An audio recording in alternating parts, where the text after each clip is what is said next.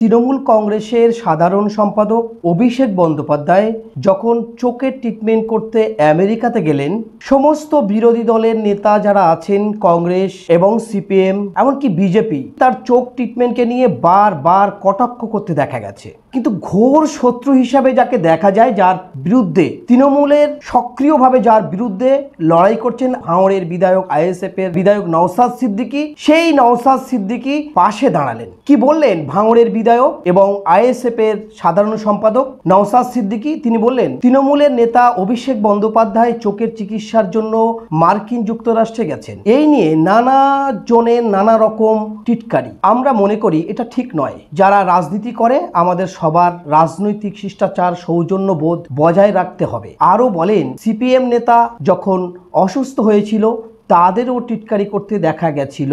ISF এর বিধায়ক অভিষেক বন্দ্যোপাধ্যায়ের পাশে দাঁড়িয়ে বলেন, অভিষেক বন্দ্যোপাধ্যায় দ্রুত সুস্থ হয়ে উঠুক। সত্যি আজ ভাবতে অবাক লাগে। আমরা দেখেছি ভাঙড়ের একমাত্র বিধায়ক নওশাদ সিদ্দিকী এবং পশ্চিমবঙ্গ বিধানসভার বিধায়ক হিসাবে একদম কনিষ্ঠ, খুব অল্প বয়সী ছেলে নওশাদ সিদ্দিকী বারবার সরকারের বিভিন্ন কাজ নিয়ে তিনি সমালোচনাও করছেন এবং বিধানসভায় তুলে ধরছেন। সেভাবে আর অন্য কোনো বিরোধী দল যারা আছে, আমরা তো ছেড়েই দিলাম বিজেপিকে, তারা কখন কি বলে কি করে সেটা ঠিক বোঝাই যাচ্ছে না। কিন্তু লাগাতার আইএসএফ এর বিধায়ক নওশাদ সিদ্দিকী সরকারের বিভিন্ন কাজ নিয়ে যখন প্রতিবাদ করছেন, অপরদিকে একমাত্র বিধায়ক ভাঙড় নওশাদ সিদ্দিকী যেখানে জিতে বিধানসভায় গেছেন, সেই ভাঙড়ে বিজেপির উপরে যতটা না আক্রমণ করা হচ্ছে রাজ্যে, তার থেকে ভয়ঙ্কর আকারে আক্রমণ করা হচ্ছে এই নওশাদ সিদ্দিকীর উপরে এবং নওশাদ সিদ্দিকীর কর্মীদের উপরে। ঠিক আমরা দেখেছি 15ই আগস্ট এবং 26শে জানুয়ারি নেতাজি জন্মদিন, যখনই তারা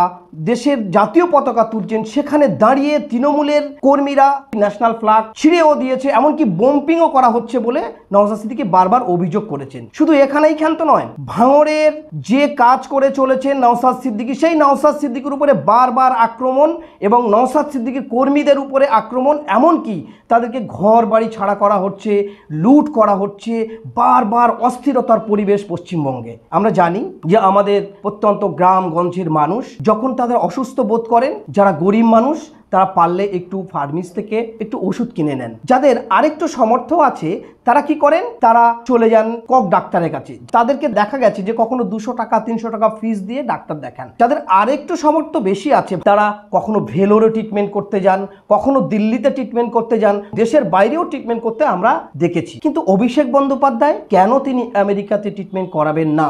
তিনি তৃণমূল কংগ্রেসের সর্বভারতীয় সাধারণ সম্পাদক এবং যুব নেতা, প্লাস কেডি সিং এর জামাই, সেই সঙ্গে মুখ্যমন্ত্রী মমতা বন্দ্যোপাধ্যায়ের ভাইপো এবং অভিষেক বন্দ্যোপাধ্যায় একজন এমপি। তাহলে তার ট্রিটমেন্ট করা তো অবশ্যই জরুরি এবং তার ভালো জায়গায় ট্রিটমেন্ট করাবেন। কিন্তু মানুষের যখন অর্থ না থাকে, তারা প্রত্যন্ত গ্রামগঞ্জের মানুষ কেউ মেডিসিন কিনে খায়, সাধারণভাবে ডাক্তার দেখায়। তো যার যেমন সমর্থন সেইভাবে আগিয়ে যাবেন। যে চিত্র পশ্চিমবঙ্গের মাটিতে উঠে আসছে, পশ্চিমবঙ্গের মানুষকে দেখতে হচ্ছে অভিষেক বন্দ্যোপাধ্যায়ের এই চোখের ট্রিটমেন্টকে নিয়ে একের পর এক কটূক্তি। অধীর চৌধুরী কংগ্রেসের একজন নেতা এবং একজন এমপি, অধীর চৌধুরী, সেই অধীর চৌধুরী প্রকাশ্য বলছেন আমেরিকাতে ট্রিটমেন্ট করতে গেছে না আরএসএস বিজেপির সঙ্গে বৈঠক করতে গেছে।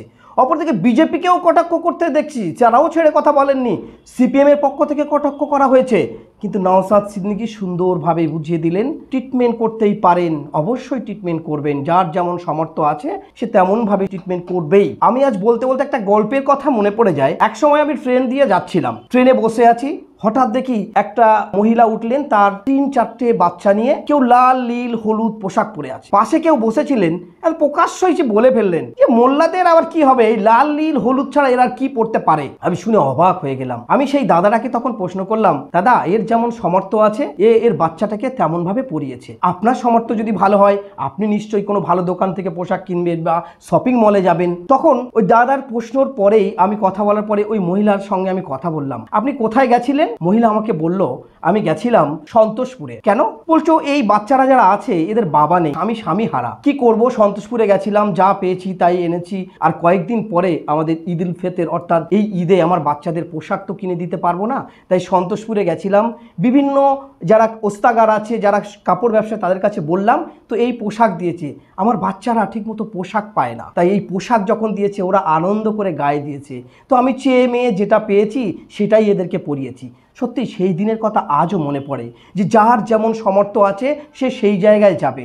আমার যদি সাধ্য থাকে অবশ্যই আমি ভালো জায়গাতে পোশাক কিনবো, শপিং মলে যাব এবং ভালো খাবারও খাবো। ঠিক তদ্রূপভাবে আমাদেরও ভাবতে হবে, যার যেমন সামর্থ্য আছে সেইভাবে আমাদের এগোতে হয়। তো অভিষেক বন্দ্যোপাধ্যায় একজন বিত্তবান, তার পিসি রাজ্যের মুখ্যমন্ত্রী মমতা বন্দ্যোপাধ্যায়, তিনি একজন এমপি, ট্রিটমেন্ট করতে গেছেন আমেরিকায়। এতে আমাদের কি বলার আছে? এতে আরও আমরা সুস্থতা কামনা করি যে অভিষেক বন্দ্যোপাধ্যায় যুবনেতা, ভালো বক্তব্য রাখেন, রাজ্যেরও হয়তো লড়াই করছেন, সেটা বিরোধীদের কাছে অনেক কিছু হতেই পারে, হবেই। কিন্তু নওশাদ সিদ্দিকী যেভাবে দাঁড়িয়েছেন, সত্যিই নওশাদ সিদ্দিকীকে প্রশংসা করতে হয়। এই অল্প বয়সী ছেলে যেভাবে কথা বলছেন, সংযত রাখছেন, একের পর এক যখন বিরোধী দলের সঙ্গে বসেন, কথা বলেন, দাদা বলে সম্পর্ক রাখেন, দাদা বলে কথা বলেন, এই শিষ্টাচার আমাদের হওয়া উচিত। নওশাদ সিদ্দিকীর এই বক্তব্য শোনার পরে অভিষেক বন্দ্যোপাধ্যায় বা মুখ্যমন্ত্রী মমতা বন্দ্যোপাধ্যায় বা তৃণমূলের মুখপাত্র কুণাল ঘোষ যদি তাকে শুভেচ্ছা জানাতেন এই বক্তব্যের জন্য, এই কথা বলার জন্য বা পাশে দাঁড়ানোর জন্য, তাহলে রাজনীতির মেলবন্ধনটা আরও ভালো হতো। প্রত্যন্ত গ্রামগঞ্জের কর্মীরা তারা আরও শান্তি পেত, সুন্দরভাবে মিলেমিশে কাজ করতে পারত। কিন্তু আজকে কটাক্ষর পরে কেউ পাশে দাঁড়ানো না, দাঁড়ালো। সব থেকে বিধ্বস্ত যে আক্রমণ হয় এই শাসক দলের কাছে, যার কর্মীরা ঘরছাড়া হয়, যার কর্মীরা মার খায়, যার কর্মীদের খুন হতে হয়, সেই নওশাদ সিদ্দিকী দাঁড়ালেন অভিষেকের পাশে।